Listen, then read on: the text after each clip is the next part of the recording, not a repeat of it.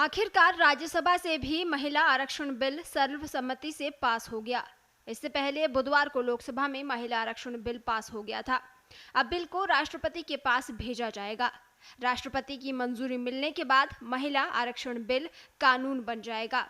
हालांकि पहले जनगणना और सीटों के परिसीमन का काम होगा।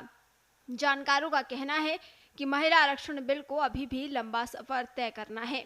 जनगणना और परिसीमन के बाद महिला आरक्षण विधेयक साल 2029 के लोकसभा चुनाव तक ही लागू हो सकेगा।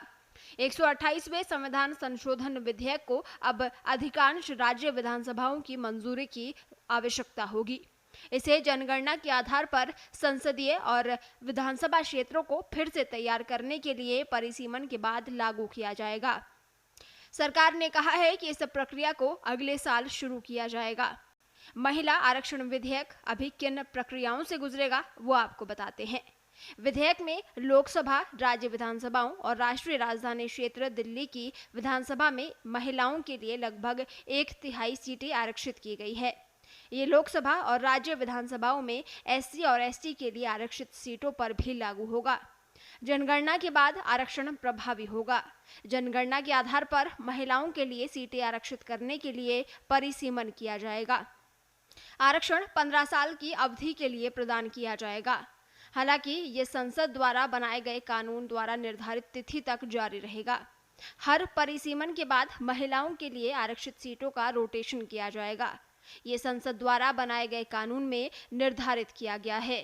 विधेयक में ही कहा गया है कि आरक्षण लागू करने से पहले जनगणना के साथ परिसीमन भी करना होगा।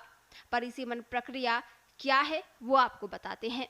परिसीमन आयोग का नेतृत्व सुप्रीम कोर्ट के एक सेवानिवृत्त जज करते हैं और ये जनगणना के आंकड़ों का एनालिसिस का काम करते हैं।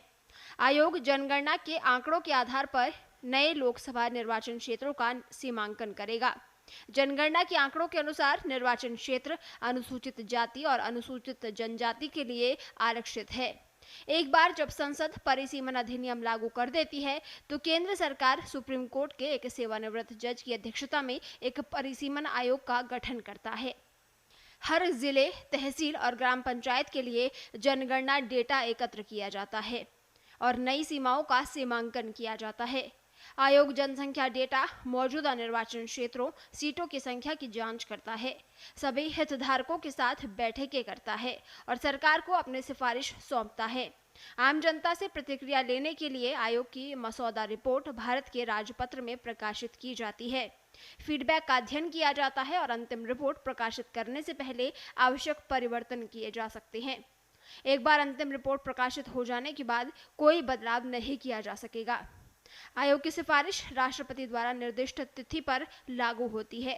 इसके आदेशों की प्रतियां लोकसभा और संबंधित विधानसभा के समक्ष रखी जाती हैं, लेकिन किसी संशोधन की अनुमति नहीं होती है।